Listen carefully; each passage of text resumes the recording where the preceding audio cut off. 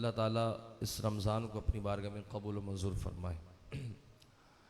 कुछ ही लम्हात के बाद फिर ये महीना हमसे जुदा हो जाएगा और उसके बाद फिर ज़िंदगी रही अगले साल मुक़द्दर हुआ तो दोबारा इस महीने को पाएंगे। ये महीना पाक वो है कि आका अलैहिस्सलातु वस्सलाम ने इसके आने से पहले एक अजीम खुतबा बयान किया है, हदीसों की किताबों में मिलता है।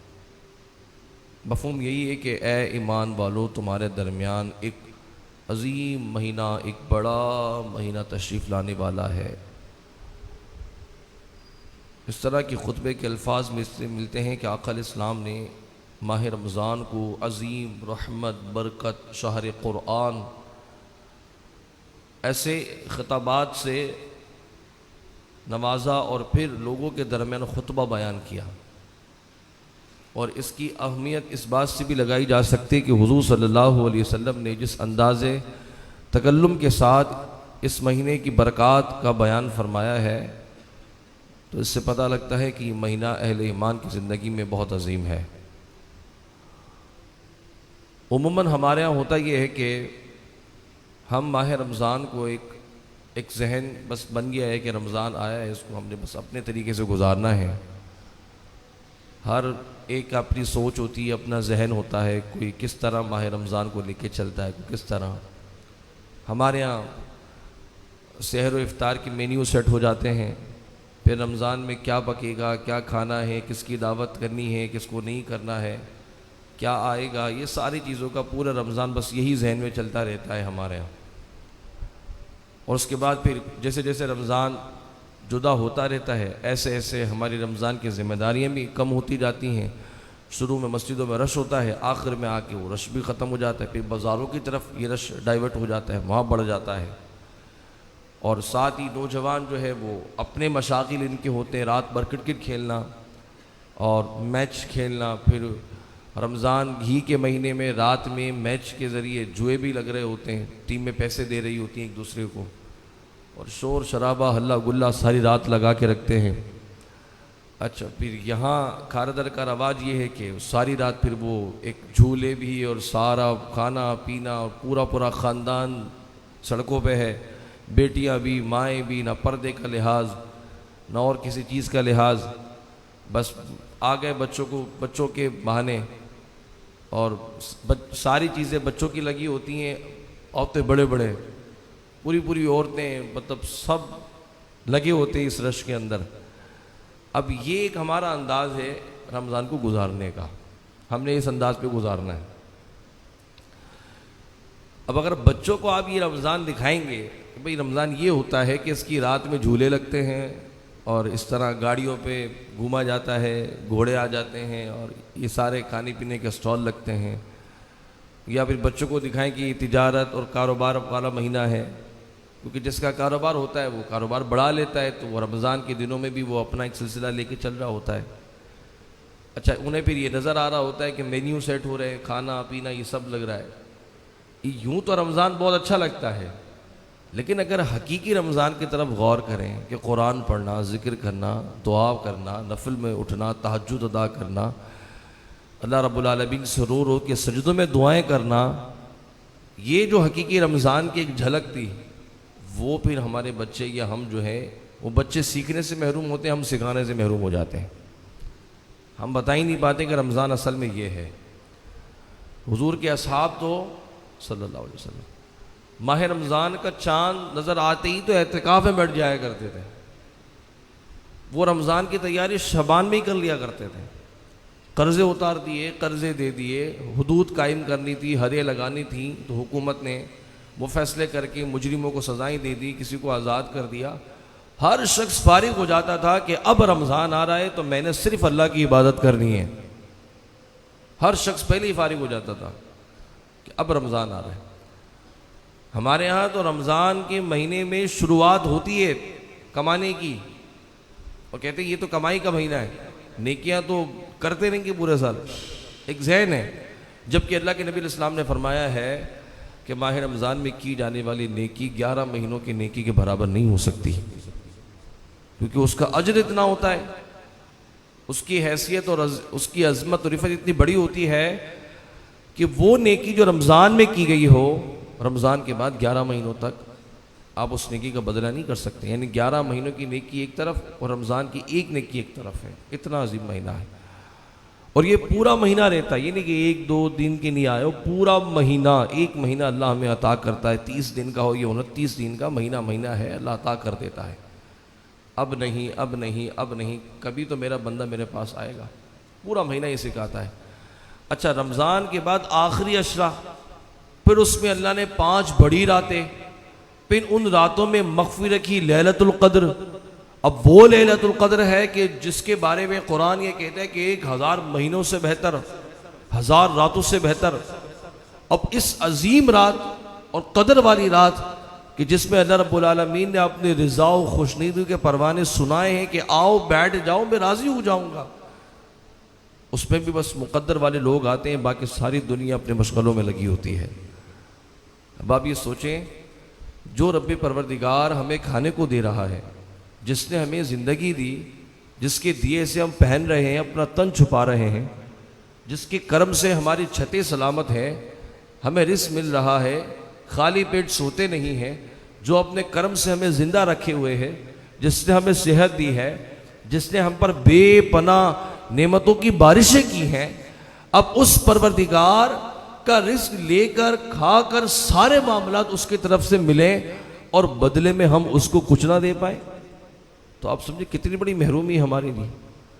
और वो अता भी कर रहा है कि चलो मैंने तुम्हें जिंदा रखा, तुम्हें रमज़ान मिल गया, एक मौका फिर आया जिंदगी के अंदर कि तुम मेरे करीब हो जाओ और उसके बाद अपने गुनाहों से माफ़ी मांग लो।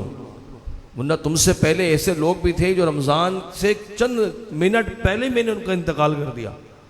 अभी रमज़ान शुरू होने वाला था, चांद दिखा भी नहीं था, इंतकाल कर गए। कम अज़ कम अल्लाह ने मुझे और आपको ज़िंदा रखा ताकि हम इस रमज़ान को पाकि एक बार फिर अपने रब के करीब हो सकते थे, उससे दुआएं मग़फ़िरत कर सकते थे।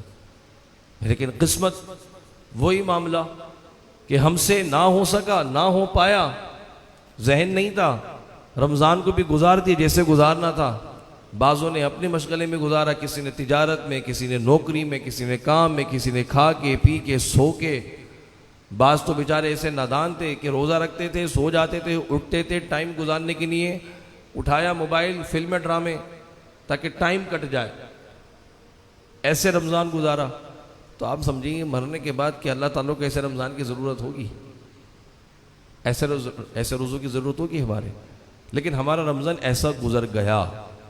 अब वक्त नहीं, अब तो करील वक्त रह चुका है, अब वो गुजर चुका है और हमने ऐसे गुजारा है।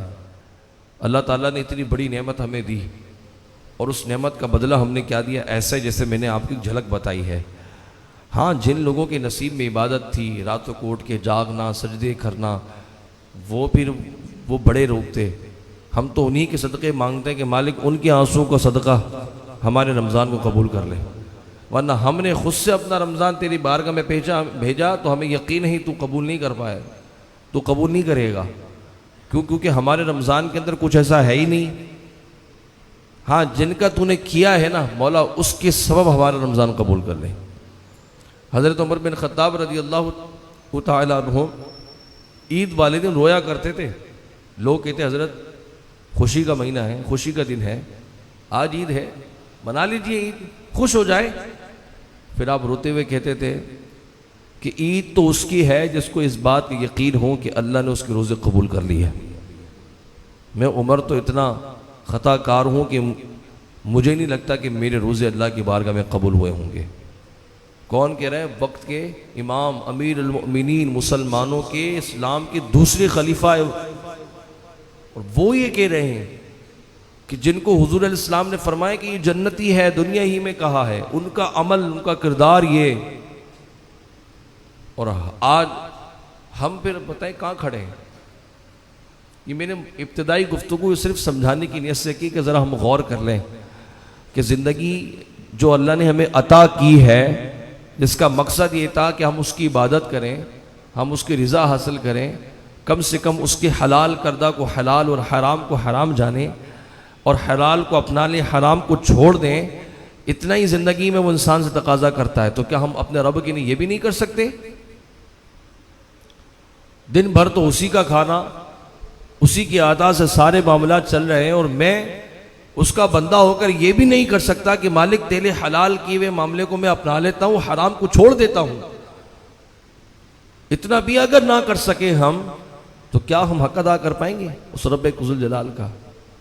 कम से कम इतना तो हो सके कि हम अपनी ज़िंदगी इस ऐसे माहौल में गुजारें कि मालिक जो तूने हलाल कर दिया मैंने मान लिया, जो हराम कर दिया मैंने छोड़ दिया। आहिस्ता आहिस्ता छोड़ने का जहन बनाएं, तौबा करें उसकी बारगाह में, रोएं उसकी बारगाह में। उसे रोना पसंद आता है। जितना दुआ करेंगे, तौबा करेंगे, एक वक्त वो भी आ जाएगा कि अल्लाह तबारक व तआला बख्श देगा, अल्लाह करम फरमाएगा, अल्लाह आसानियाँ कर देगा। कलाम मजीद में फरमाया गया कि हम मुसलमान हुजूर की उम्मती बेहतरीन कौम है, बेहतरीन लोग हैं, और तमाम लोगों में अल्लाह ने हुजूर की उम्मत को सबसे ज़्यादा फजीलत बरतरी अता फरमाई है। एक मरतबा हज़रत मूसा अलैहिस्सलातु व तस्लीम ने लोहे महफूज पर लिखा हुआ पाया। आप पाते हैं कि ऐसी उम्मत बनाई जाएगी जिसका सदका उसके लिए खुद हलाल होगा। वो उम्मत एक दूसरे को सदका देगी, उनके लिए हलाल होगा। पहले ऐसे हलाल नहीं होता था। उसके बाद फिर उसी लोहे महफूज पर यह भी लिखा था कि ये उम्मत हिसाब व किताब के मामले में आएगी तो सबसे आखिर में, लेकिन क़यामत में हिसाब किताब के मामले में इसका पहला हिसाब किताब होगा और जन्नत में पहले जाएगी। और फिर आपने आगे पढ़ा कि ये वो उम्मत होगी जिसके लिए सारी ज़मीन को अल्लाह मस्जिद बना देगा। बाकी मस्जिद उम्मतों के लिए मस्जिदें अलग अलग होती थीं, लेकिन अल्लाह के हबीब अलैहिस्सलाम के हदीस पाक के तहत हज़रत मूसा अलैहिस्सलाम ने लोहे महफूज पर पढ़ा था कि ऐसी उम्मत होगी जिसकी लिए पूरी ज़मीन मस्जिद होगी, जहाँ चाहे वो सजदा कर ले। अब ऐसे वो बरक़ात पढ़ते जा रहे थे। हज़रत मूसा अलैहिस्सलाम ने अल्लाह से अर्ज़ की, मालिक ये उम्मत मेरी बना दे। अल्लाह ने कहा नहीं, ये उम्मत आएगी, लेकिन इस उम्मत को मैंने अपने प्यारे हबीब अलैहिस्सलातु वस्सलाम के लिए मुंतखब किया है, ये वो उम्मत होगी। हज़रत मूसा अलैहिस्सलाम तमन्ना कर रहे हैं कि मालिक जो बरक़ात तूने लिखे ये मुझे मिल जाए उम्मत के तौर पे, लेकिन अल्लाह क्या कहता है, नहीं, ये मैंने प्यारे हबीब अलैहिस्सलाम के लिए, उनके लोगों के लिए रखे हैं। तो आप सोचिए इस हदीस पाक के तहत हम कितने मोहतरम हो गए कि अल्लाह रब्बुल आलमीन ने हमारे लिए नबी अलैहिस्सलाम की रहमत के ज़रिए क्या कुछ बेहतर किया। और इसके बाद अल्लाह का ये करम भी हुआ कि हमें पिछले दौर में नहीं बल्कि नबी का उम्मती बना के दुनिया में भेजा। पिछले दौर में नहीं, नबी का उम्मती। अगर हम पिछले दौर में पैदा हो जाते, हुजूर की रहमत का दामन ना मिलता, तो आप समझिए फिर हमारा होता क्या कि, लेकिन अल्लाह ने कैसा करम किया कि तुम्हें पैदा करूँगा और पैदा करने के बाद ईमान भी दूंगा और साथ में अपने नबी की रहमत भी तुम्हें अता करूँगा। तो हम तो बरकत वाले हुए नहीं हुए। और अल्लाह ने फिर फरमाया कि तुम बेहतरीन कौम हो और तुम्हारी बेहतरी की दास्तान ये है कि तुमने अच्छाई का हुक्म भी देना होता है और बुराई से मना करना होता है। तुम्हारी बेहतर होने का जो अंदाज है वो मैंने यूँ रखा है कि तुम बुराई से मना करते हो और अच्छाई का हुक्म देते हो। ये कुरान ये कह रहा है, यही हमारी फजीलत का सबब है। पिछले दौर में नबियों के अलावा अच्छाई का हुक्म देना, बुराई से मना करना कोई नहीं करता था। सिर्फ नबियों की काम बात थी ये, नबियों के अलावा कोई नहीं करता था। लेकिन अल्लाह फरमाता है ये उम्मत है, हुजूर के बाद ये सिलसिला इस उम्मत के लोगों को मिल जाएगा। अब जो उम्मती होंगे वो फिर लोगों को बुराई से मना करेंगे, अच्छाई का हुक्म देंगे। इस वजह से हमारी तमाम उम्मतों पे क्या मिल गई, फजीलत मिल गई। अब मैं आपसे सवाल करता हूँ, अब जो वजह फजीलत की है अगर वो मुझसे निकल जाए तो क्या अब मैं दोबारा फजीलत वाला हूँगा? मेरी फजीलत क्या थी कि मैं बुराई से मना करूँ, अच्छाई का हुक्म दूँ, ये मेरी फजीलत है। अब अगर मैं ये काम ना करूँ तो मैं अच्छा हूँगा या नहीं होऊंगा? करूँगा तो अच्छे में शामिल होऊंगा, नहीं करूँगा तो वो फजीलत मुझसे नहीं रहेगी। क्योंकि फजीलत का ताल्लुक ही इसी अमर पर टिका है कि मैंने खुद भी अच्छाई करनी है, दूसरे को भी अच्छाई का हुक्म देना है।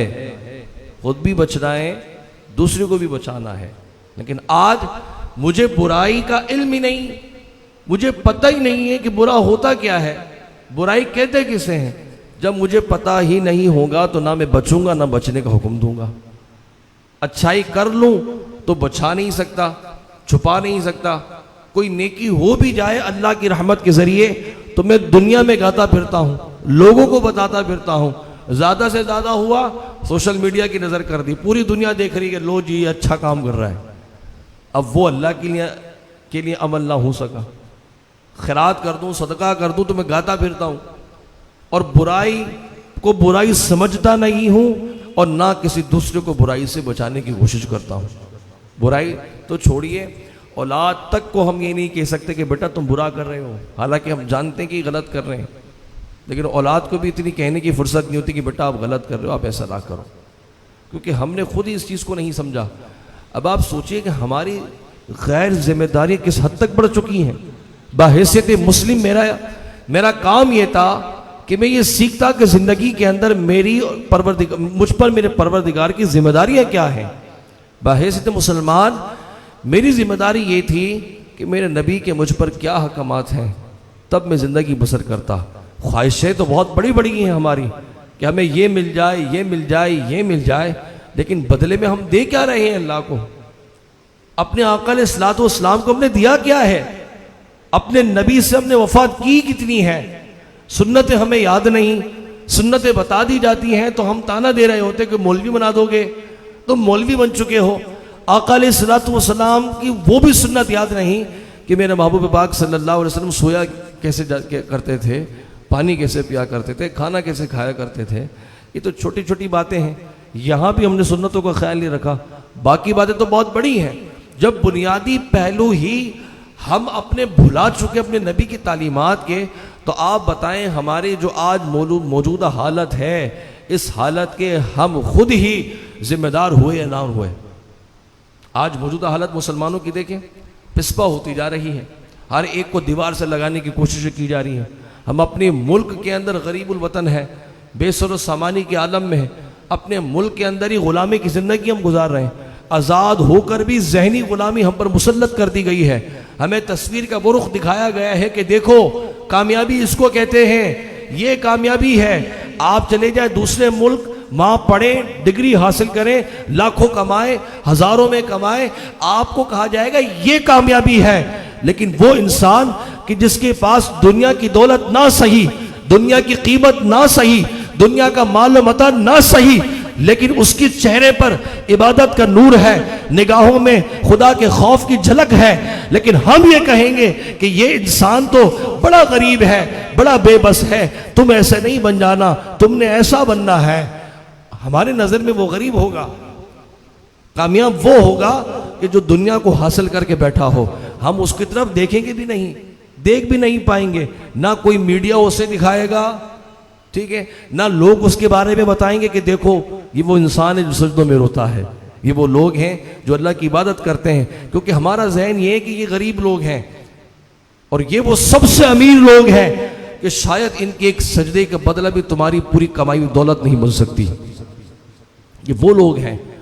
और कुरान भी यही कहता है कि जिनकी पेशानियां सजदों में सजदे गाँव से चमकती हैं, अल्लाह ताला ने उन लोगों से अपनी रजा का वादा किया है। हम कहते हैं नहीं, दुनिया तुम्हारी ये है। हमारे जहनों में ये बात डाली गई, बिठाया गया और तब्दील किया गया। आप ये देखें जो हमारी मेहनती हजारों सालों की, उन्होंने उस मेहनत पर सारा पानी फेर दिया है। नज़ियारती तौर पे हम गुलाम बन चुके हैं। बज़ाहिर मुसलमान हैं, दाढ़ी है, इस्लामी लिबास है, लेकिन जहनी तौर पे हम गुलाम हैं। जहन में कुछ और चल रहा है, हमारे जहन में कुछ और सिखाया जा रहा है, हम कुछ और देख रहे हैं, हम कुछ और करना चाहते हैं। हम वो तो बन ही नहीं रहे कि जिसका तकाजा अल्लाह उसके रसूल ने किया है। हम वो बनना पसंद करते हैं जिसके बारे में कुरान कहता है कि तुम अपना दोस्त इन काफिरों को ना बनाओ। ये खुले दुश्मन है खुदा रसूल के। हमने उनको अपना दोस्त बनाया। हमने कहा कि जी ठीक है, ये लोग हमारे हैं, और उसका नतीजा ये निकला कि हम बुराई को बुराई ना पहचान पाए। अगर हमें पता होता कि ये बुरा है और बुरे के साथ रहने वाला खुद भी बुरा हो जाता है, मैं कभी बुराई में नहीं पड़ता। और आज बदकिस्मती से यह हाल हो चुका है कि हमारे बच्चे शराबें पी रहे हैं, वाइन्स पीनी है, अजीबो गरीब किस्म की नशे हमारे बच्चे पी रहे हैं। बच्चे तो छोड़िए, बड़े भी। अब एक आवा बिगड़ा है, सोशल मीडिया पे डाला जाता है, दिखाया जाता है, बताया जाता है कि भाई ये देखिए ये है। अच्छा, इस कल्चर को नाम दिया जाता है न्यू माइंडेड, नए जहन के लोग, जदीद तर्ज पर जिंदगी गुजारने वाले, हमें इस चीज का नाम दिया जाता है। और लिबरल्स कहते हैं कि तुम उस दीन की बातें करते हो जो पत्थरों का जमाना है, पत्थरों का दीन है। हमें ताना मिलता है कि तुम उस दीन की बातें कर रहे हो जिसपे पत्थर है, पत्थरों का जमाना है।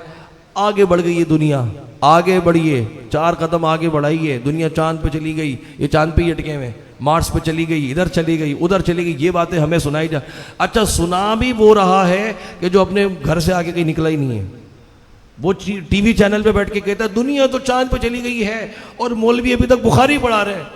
तो चलो, मौलवी बुखारी तो पढ़ा रहे हैं, इसी मौलवी ने आपके हाथ में बुखारी दे दी तो आपको बुखार आ जाएगा, क्योंकि आप हैं मुसलमान, आपके तकाजे हैं, आपके नबी के फरामीन इस पर लिखे हैं, और आपको ये पढ़ना ना है और आप हमें डिग्रेड करें गैरों की बातें बता के। तो ऐसे तो आप खुद भी जलील हो रहे हैं कि उन्होंने अपनी जिम्मेदारी को निभाया और वो जमीन से उठ के आसमान उससे भी परे चले गए। हम सितारों से भी बुलंद मकार वाले लोग थे, अपनी बेअमली, बेकिरदारी और बुराइयों की नहुसत की वजह से जमीन बोझ हो चुके हैं। जिनके किरदार अखलाक को लोग ऐसे देखा करते थे सर उठाकर, आज वो हमें मसलने पर आ चुके हैं। ये बात तो कहने वाला खुद नहीं बच रहा, वो ये समझ रहे कि मैं उनकी गुलामी करके बहुत अच्छा कर रहा हूं। हमारी बच्चियां दुपट्टे उतार दिए, हाफ स्लीव्स में आ गई, पेंट शर्ट में आ गई हैं, वो नाच रही हैं, तो हमारी बच्ची भी नाच नाच की रील्स बना रही हैं। कॉलेज में, यूनिवर्सिटी में, तालीमी इदारों में क्रिसमस मनाया जा रहा है जी, होली दिवाली मनाई जा रही है। ये सारे काफिरों वाले काम हमारे बच्चे करने पर तैयार हो चुके हैं। और जहन क्या बनाया है कि निजी सबको होना चाहिए, सारे रिलीजन एक हैं, सब में प्यार और मोहब्बत की बात होनी चाहिए, सब में अपनायत वाली बात हो, इंसानियत पहले है। अब आप सोचिए, जिस कौम का वतीरा ये था कि वो हर मामले से पहले अपने मजहब को देखा करती थी, उस कौम का पहला वतीरा ये था। एक हिकायत मैंने पढ़ी थी, सोचिएगा कि पहले वकार क्या था। एक बच्चा घर से निकला, कच्ची जमीन थी, कच्चा मकान था, कच्चा गांव था, पक्की सड़कें नहीं थी, लेकिन गुजरते हुए जाने लगा तो पता लगा कि गाय खड़ी थी रास्ते में। उस गाय का जो गंदा पानी, पेशाब जो था, उसकी छींटे उसके कुछ कपड़े पे, थोड़े कपड़ों पर आ गई। अब आप सोचिए, वो कच्चे मकान में, कच्ची बस्ती में, कच्चे गांव में रहने वाला वो बच्चा, वो पलट के दोबारा घर गया। पहले उसने उस जगह को पाक किया, कपड़े को पाक किया, उसके बाद रास्ता बदलकर फिर वो नमाज को गया। अब आप सोचिए, ये कच्चे मकान में, कच्ची ज़मीन पर, कच्चे घरों में रहने वाले का पक्का ईमान था।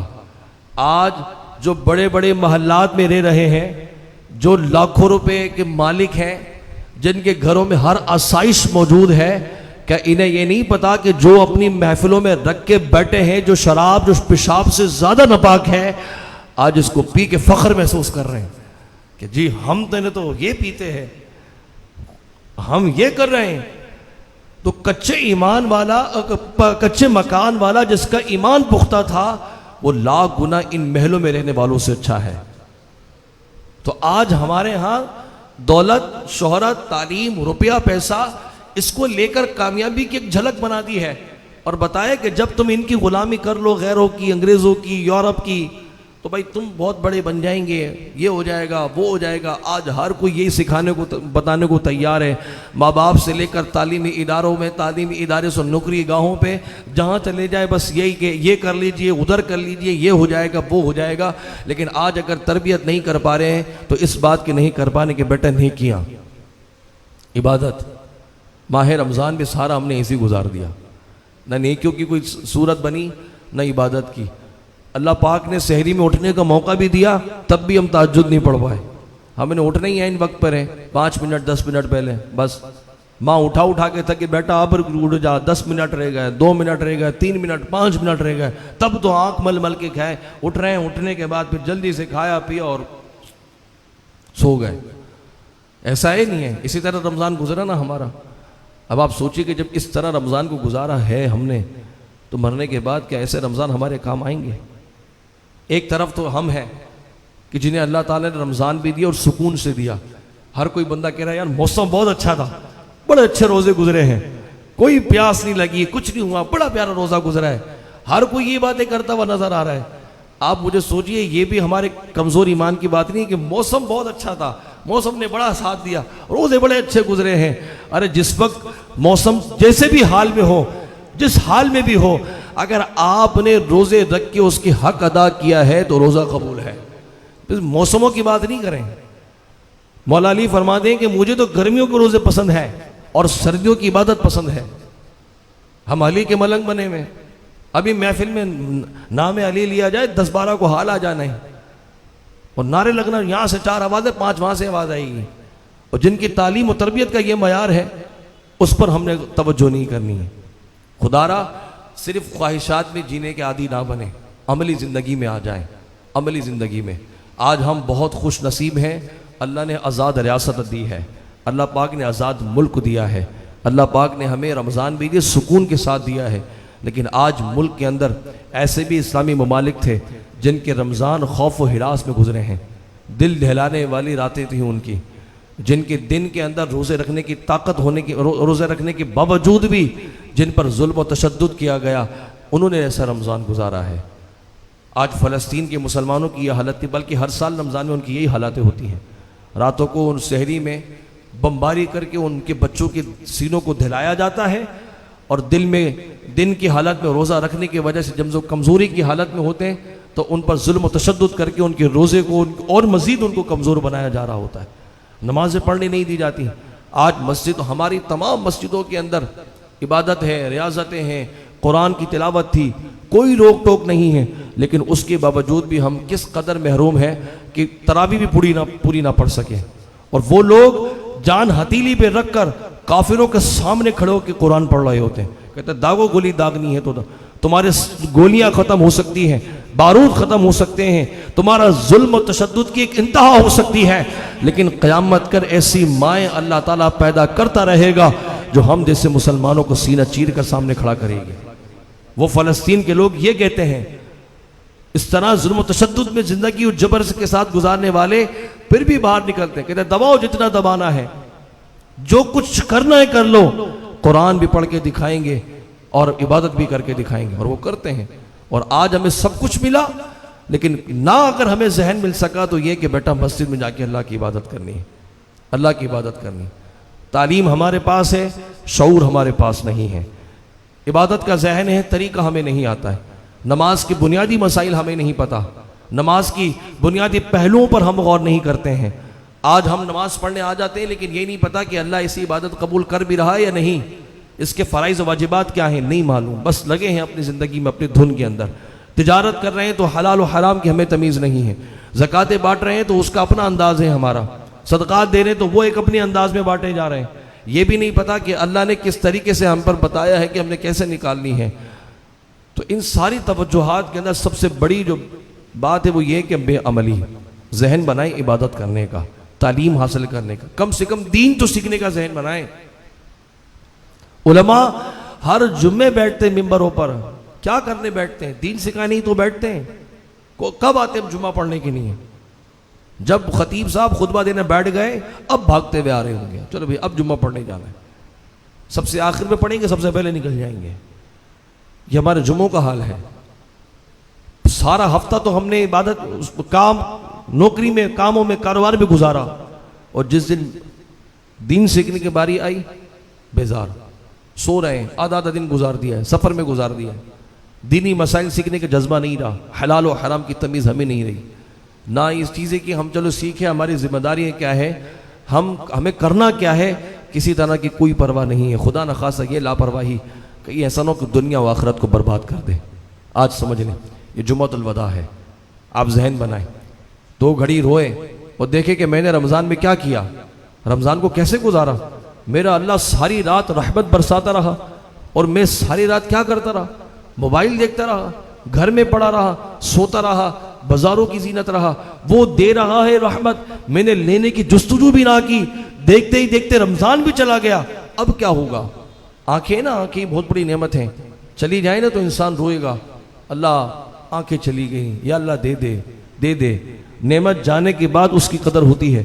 अब तो रमजान गया, आखिरी जुमा, आखिरी रोजा, अब ये चला जाएगा, तो बताया अगर तहज्जुद में उठ के दुआ भी की, वो रमजान में की जाने वाली दुआ का बदला बन सकती है? 2 सजदा तहज्जुद का हम रमजान के बाद कर रहे हैं, रमजान में किए जाने वाले सजदे का बदला बन सकता है? नहीं बन सकता। अगर अब भी हमने ये कदर और आमाल की फिक्र ना की तो कब करेंगे हम? हमारे बच्चे बर्बाद होते जा रहे हैं, नस्लें तबाह हो रही हैं। आप जरा आंखें खोलें, देखें माशरे में चल क्या रहा है। मुसलमान पैदा तो बच्चों को कर रहे हैं, लेकिन आखिरी वक्त तक मुसलमान रह पा भी रहे या नहीं, इस बात की फिक्र करने की जरूरत है। कुरान ये कहता है कि ए ईमान वालो, तुम मरना लेकिन मुसलमान हो के मरना, तुम्हारा ये हक है कि तुमने ईमान की हालत में दुनिया से जाना है। हम अपने बच्चों के कानों में अज़ान तो दिलवा रहे हैं, नाम भी मुसलमान वाले रख रहे हैं, लेकिन ये देखिए कि हमारे बच्चे इसका हक भी अदा कर रहे हैं नहीं। हमने किन के हाथों में अपने बच्चों को छोड़ दिया है? जो तालीम और तरबियत के अंदाज से पहलू थे, हमने वो सारे के सारे गैरों के हाथ में दे दिए हैं। निसाब गैरों का पढ़ाया जा रहा है, तालीमी निसाब गैरों का है, इंग्लिश बोली जा रही है तो उसी स्कूल के अंदर हमने बच्चों को दाखिल करना है। जहाँ उर्दू बोली जाएगी वो हमारे मजाज का स्कूल नहीं है, जहाँ इंग्लिश बोली जा रही है। गुलामी की जंजीर तो पहले ही आपने अपने बच्चों को जहन में डाल दी है, पहले ही बता दिया है कि बेटा ये जबान नहीं, ये जबान कहनी है, इस जबान में बात करनी है। जब गुलामी की पहली जंजीर जब नज़ियाती तौर पर हमारे बच्चों के जहनों में आ गई है तो जाहिर है सारे हमारे मुल्क में मवादी उर्दू लिटरेचर में आता है। अब उसको इंग्लिश सुनाने की आदत कर रहे तो उर्दू कहाँ से पढ़ेगा? वो ना उर्दू पढ़ेगा ना उर्दू देखेगा। क्या देखेगा? जहाँ इंग्लिश बोली जा रही है वही पढ़ेगा, जहाँ इंग्लिश दिखाई जा रही है वही सुनेगा। अब इसका नतीजा क्या निकलेगा? वो आज़ाद है जहनी तौर पर, वो अखलाकी तौर पे आज़ाद हो चुके हैं, निज़ाम उनका बर्बाद है, अखलाक और तहजीब बर्बाद है। जब हमारे बच्चे गुलामी की जंजीर में जकड़ गए और उन्हीं को देखेंगे तो उन्हीं की तरह तो करेंगे। आज अच्छा खासा मर्द औरत बनने को तैयार बैठा है, अच्छी खासी औरतें मर्द बनने को तैयार बैठी हैं। खुदा के कानून में रद्दोबदल की जा रही है। ट्रांसजेंडर के नाम पे हमारे बच्चे एहतिजाज करने पे लग चुके हैं। देखिए आए दिन इनकी पोस्टें आ रही होती हैं। अच्छा खासा मर्द पैसे लगा के औरत बन चुका है। खुदा की लानत है ऐसी कौम पर। अल्लाह ने बर्बाद किया ऐसी कौम को जिसकी ख्वाहिशात बदल जाएं। आका इस्लाम फरमाते कि वो उस औरत पर लानत है जो मर्दों का पहनावा पहने, और ऐसे मर्द पर भी लानत है जो औरतों का पहनावा पहने। आज हमारे बच्चे कान छिदवा रहे, लिबास पहन रहे औरतों की तरह, न्यूल पॉलिश लगी होती है, लिपस्टिक लगी होती है। जो मिजाज औरतों का था वो मर्दों ने अपनाया, और जो मर्दों ने था वो औरतों ने अपना लिया। तालीम के लिए बच्चे स्कूल में जा रहे हैं, तालीम तो है नहीं, तालीम का ते तक नहीं है। हाँ है तो रील्स बन रही हैं, वीडियोस बन रही हैं, निसाब नहीं पढ़ाया जा रहा, पेपर चिटिंग से दिए जा रहे हैं, इस्लामी किताब को भी जूतों में छुपा के लेके जा रहे हैं, बाथरूम के अंदर भी वो इस्लामी किताबें मिल रही होती हैं। कुरान की आयतें भी हमारे बच्चों की पेपर गाहों की जो जगह हैं जहाँ पर उनका रिजल्ट, जहाँ पर उनके इम्तिहानात होते हैं, उनके बाथरूम से भी इस्लामी किताबें निकल रही होती हैं। इतने बेबाक, इतनी बेखौफी। आज बताएं कर क्या रहे हैं हम? जिस तरह बच्चों की तरबियत का मामले में हमने लापरवाही की है, मुआशरा तभी तो हमें इस संगीनी पर लाके खड़ा करके गए कि देखो करो। आज तुमने अपने बच्चों की तरबियत नहीं की है तो देख लो क्या हो रहा है। आज हर कोई अपने में लगा है, ऊपर से लेके नीचे तक। किसी को इस बात का एहसास नहीं कि मरना भी है, मरने के बाद जवाब भी देना है। हर कोई बस अपनी जिंदगी अपने तहत गुजारने पर मगन है।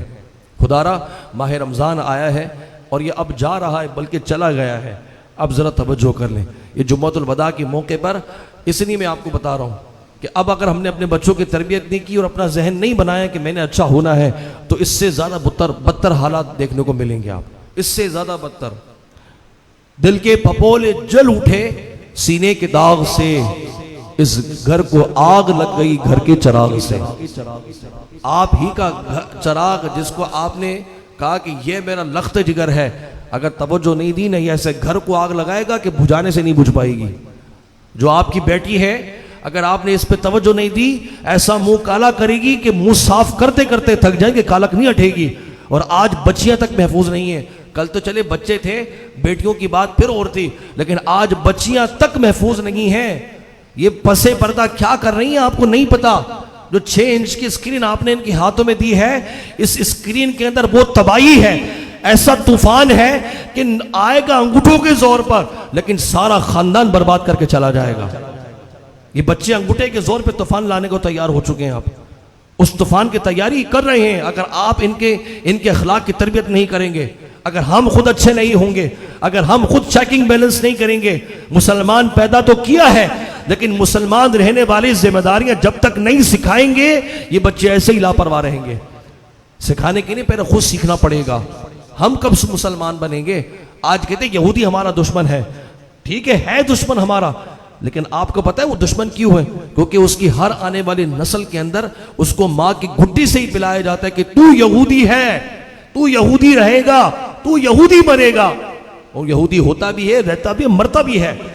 आज माँ की घुट्टी से मुसलमान होना तो मिल जाता है, लेकिन कोई ये नहीं कहता बेटा तू मुसलमान भी रहेगा। जैसा बनना बच्चा बोलना शुरू हुआ, ये तो डॉक्टर बनेगा, ये पायलट बनेगा, ये फौजी बनेगा, ये इंजीनियर बनेगा। आप ठीक है सब बनाए अपने लाल को, लेकिन आपने अपने लाल को ये कहा कि कुरान भी पढ़ेगा, ये नमाज भी पढ़ाएगा, ये इमाम भी बनेगा, ये आलिम भी बनेगा। आप बोल के तो दिखाएं। सबसे पहले तो माँ जबान रोकेगी, ऐसे कैसे मेरे बच्चे को मौलवी बना रहे हैं? पुप्पियां आ जाएंगी, नहीं जी अपने बच्चों को मौलवी नहीं बनाने देंगे।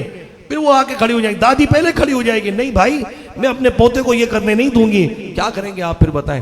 जब पोते को बनाना है कुछ और था, मुसलमान पैदा हुआ, बना दिया मगरिबी तहजीब का इंसान, तो फिर कहां से ईमान बचेगा? तो खुदारा तरबियत की तरफ आ जाए।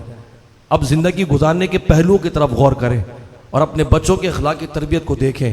खुदा ना खास्ता ये तूफान अगर सर पे आ गया ना, तो ये बर्बादी क्या खानदान के खानदान को बर्बाद कर देगा।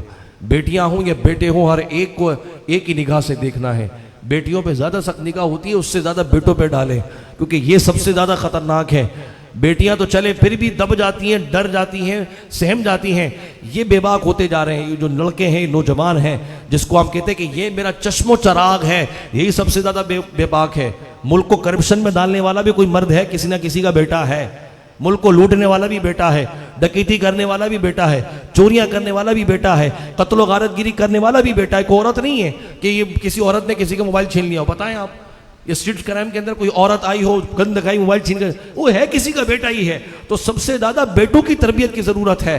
बेटियां ठीक है कीजिए तरबियत उनकी, लेकिन इनसे ज्यादा इन पर तवज्जो दीजिए। मारे दो चोट की चाट, मार इनको, ख्वाहिशात कम कर दे, पैसे कम कर दे, घर से निकल जाएंगे। इनकी अपनी जिंदगी है, मान गए तो ठीक है, नहीं तो बर्बाद इन्होंने होना है। इनकी बर्बादी अपने सर ना रखें, तरबियत की तरफ गौर करें। यही हमारा सबसे बड़ा मिजाज है। पहले खुद सीखें, फिर औलाद को सिखाने की कोशिश करें। नहीं तो खुदा की कसम जो हालात ये हैं, शायद इससे ज़्यादा बदतर हालात हमारा इंतज़ार ना कर रहे हैं। अल्लाह से बस ये दुआ है कि बारी इलाह हमें अपनी आने वाली हर नस्ल की, हर बच्चों की तरबियत की तौफीक अता फरमाए। माह रमज़ान के सदक़े अल्लाह तबारक व तआला हमें सच्चा पक्का मुसलमान बनने की तौफीक अता फरमाए।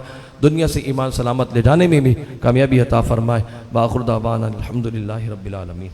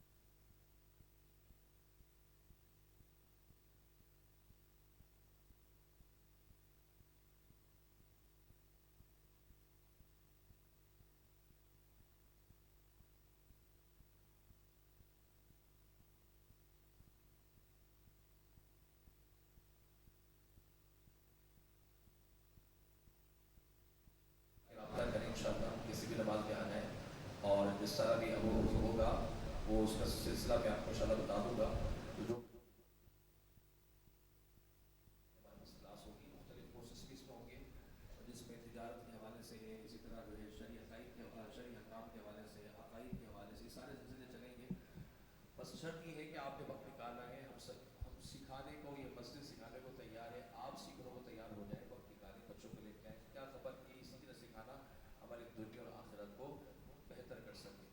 माह रमज़ान भी अब जाने वाला है, जुदा हो गया, आखिरी लम्हात हैं, दुआओं में गुजारने, इबादत में गुजारने। असर तब मगरिब हमारी मस्जिद में आज भी महफिल पाक होगी, आप शिरकत कर लीजिएगा। दुआ यही है कि अल्लाह तबारक व तआला हम सबको जो है माह रमज़ान की बरकत भी अता फरमाए। तजदीद मन कर लेते हैं, बिस्मिल्लाहिर्रहमानिर्रहीम।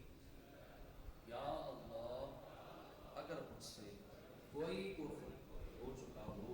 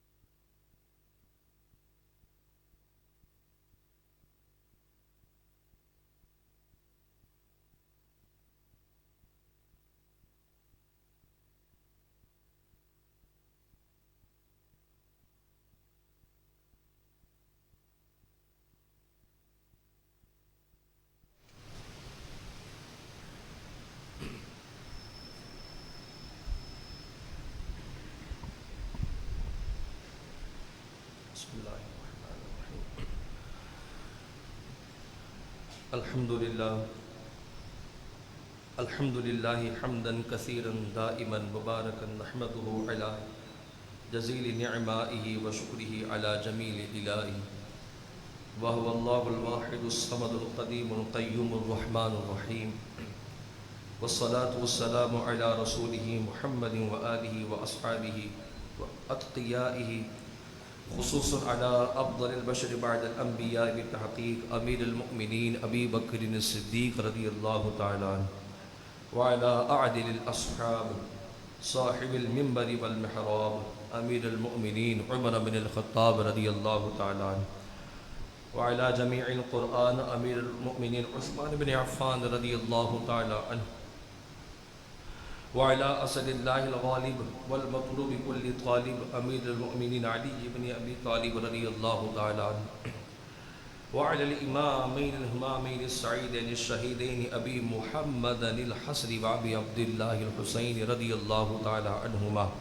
व अला उम्मिहिमा सय्यदतन निसाइ फ़ातिमतुज़ ज़हरा रज़ियल्लाहु तआला अन्हा व अला अम्मिहिश शरीफ़ैन बैनन नास अल हम्ज़ा वल अब्बास रिज़वानुल्लाहि तआला अलैहिम अजमईन। इन्ना हाज़ा शहरुर रमज़ान यशफ़अु लकुम बिल अफ़्वी वल गुफ़रान अलवदाउ या शहर रमज़ान फ़तहस्सरू अला इत्मामिही व तअस्सफू अला इख्तितामिही अलवदाउ या शहर रमज़ान या शहर शुहूर व या खुलासतु दाफ़िअल आफ़ाति वद्दुहूर व या मिंबअल बरकाति इंदल इफ्तारी वस्सुहूर अलबदाउ या शहर रमज़ान अंतल्लज़ी तग़फ़िरुल ज़ुल्लात व तरफ़अुद दरजात व तुसासिफ़ुल हसनात अलबदाउ या शहर रमज़ान इंद कुल्लि इफ्तारिन अल्फ़ इत्क़िन मिनन नार अलबदाउ या शहर रमज़ान या शहरल खैरिल कमालात व शहरल अमनि वल अमानात अलबदाउ या शहर रमज़ान अंतल्लज़ी अव्वलुहु व रहमतुन व अवसतुहु मग़फ़िरतुन व आख़िरुहु नजातुन मिनज़ ज़ुनूबि वल ख़तायात अलबदाउ या शहर रमज़ान वस्सलामु अला या शहर तस्बीह व ज़िक्र रहमान अस्सलामु अलैका या शहर ज़ियाफ़ती व ज़ीनिल इख़वान वस्सलामु अला शहर तरावीह व तिलावतिल क़ुरआन फ़त्तक़ुल्लाह या उलिल अलबाब लअल्लकुम तुफ़्लिहून अलबदाउ या शहर रमज़ान इन्नहु तआला जव्वादुन करीमुन मलिकुन बर्रुन रऊफ़ुर रहीम।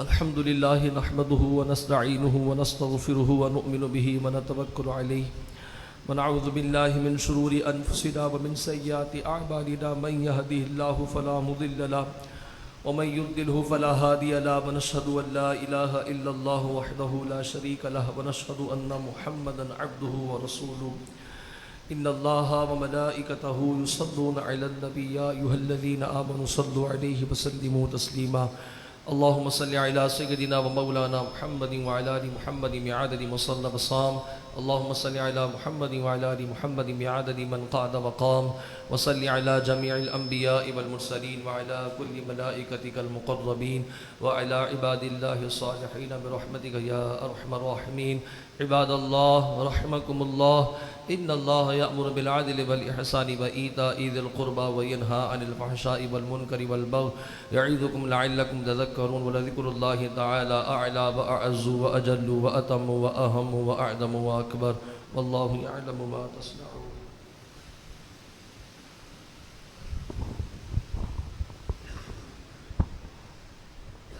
सल्लल्लाहु अला नबिय्यिल अम्मी व आलिहि सल्लल्लाहु अलैहि वसल्लम सलाम सलाम अलैका या सय्यदी या रसूलल्लाह।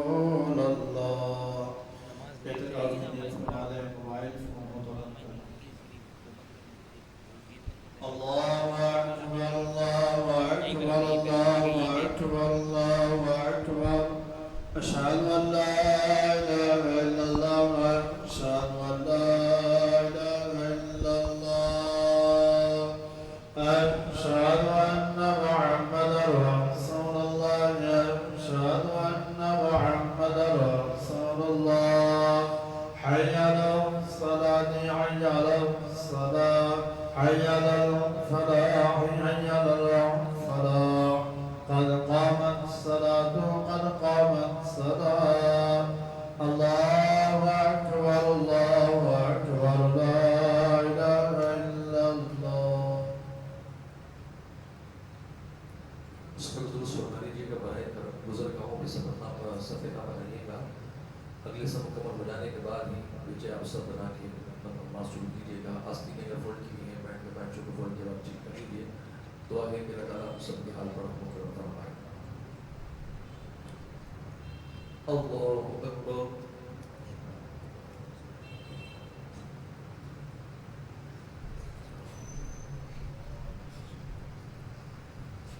अल्हम्दुलिल्लाहि रब्बिल आलमीन अर्रहमानिर रहीम मालिकि यौमिद्दीन इय्याका नअबुदु व इय्याका नस्तईन इहदिनास सिरातल मुस्तकीम सिरातल लज़ीना अनअमता अलैहिम गैरिल मग़्दूबि अलैहिम वलद्दाल्लीन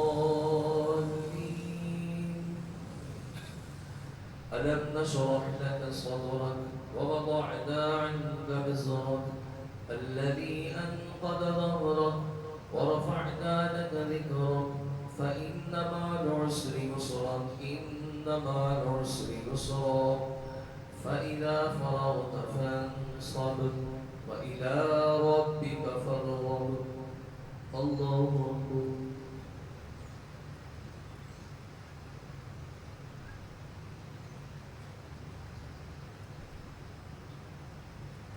سمع الله لمن حمده الله أكبر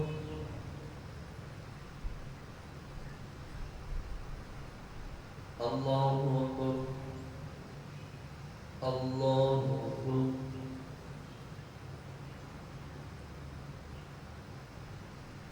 الله أكبر الحمد لله رب العالمين الرحمن الرحيم مالك يوم الدين إياك نعبد وإياك نستعين اهدنا الصراط المستقيم صراط الذين أنعمت عليهم غير المغضوب عليهم ولا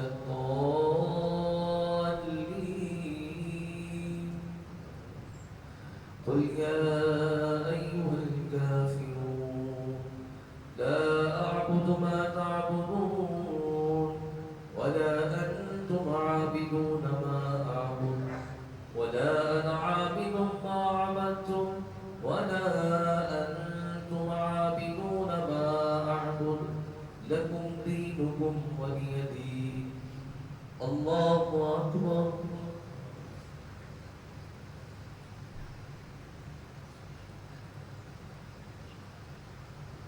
سمع الله لمن حمده الله أكبر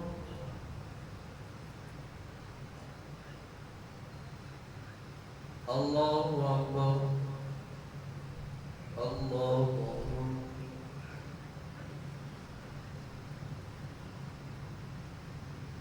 الله أكبر